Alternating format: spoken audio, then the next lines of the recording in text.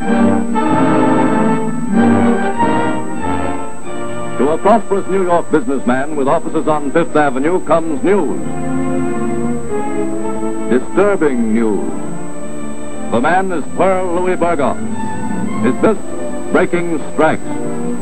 The news is that New York State has at last acted to curb a power which Pearl Louis Berghoff has exercised in American industry for 30 years. The loss of my license as a private detective will have no effect on my future as an industrial specialist. When capital and labor quarrel, both sides suffer. But since 1907, strikebreaker Berghoff has made fat profits out of industrial warfare. His scrapbooks bulge with testimonials from big corporations, customers who have paid him well for fighting their battles. His business brochure is a little masterpiece.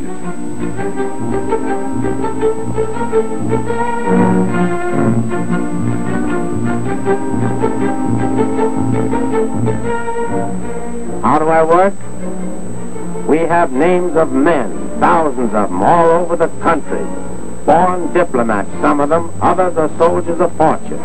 Here in New York, a lot of them drive taxis when they're not working for me. The news goes through the city grapevine when I send out word I need men for a job. In 1 hour, I can get 500 men ready to go wherever the trouble is. Before we leave for the field, I call in my trusted, trained lieutenants, arm them, instruct them to preserve law and order, protect lives and property, and receive a blow sooner than give one.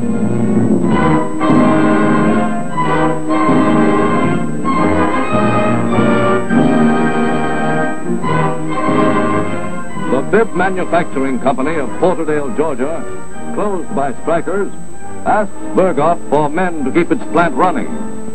Word that Berghoff is hiring goes out to the barrooms and sidewalks of New York.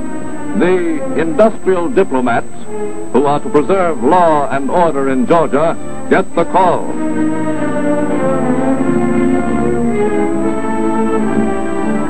At the station, Berghoff personally picks his crew for another routine but profitable job of strike-breaking. And a trainload of men heads south.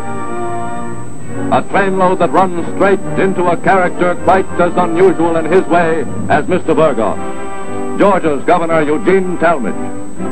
Governor, I represent the mill workers down at Porterdale. They've got a bunch of tough strikebreakers down there from New York that are beating us up. Not only beating us up, but they're beating up our women and children. Have you heard anything about that? Yes, those men represent some detective agency. They are known as strikebreakers. They came in last night.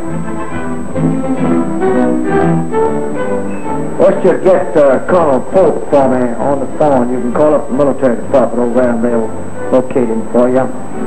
Hello, Governor. Yeah, that's you, Colonel? Yes, there are 76 Berghoff strikebreakers from New York City down here. You give those fellows orders to be out of that Mill Village within the next 30 minutes. If they don't comply with that order, you arrest them. Very well, sir. I'll have them out by 12 midnight tonight. People want to work, see that they work. They want to strike, see that they strike. But don't take foreigners to maintain order in Georgia.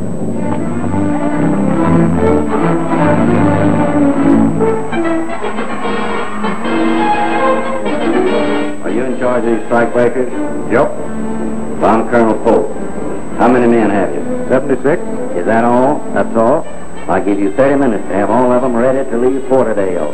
And you must have them out of Georgia by midnight tonight. Well, now listen, Colonel. We're strikebreakers. We're down here sworn in as deputies. What are you going to do about that? I don't care if you're sworn in as senators. I've said for you to be out of the state of Georgia by midnight tonight, and I mean it. Do you understand me? In the swift, indignant action of Georgia's Governor Talmadge is embodied a strong popular resentment against professional strikebreakers. If this is part of a fundamental change in the American people's attitude toward labor disputes, it is far more threatening to the Berghoffs of America than merely revoking their licenses. Time marches on.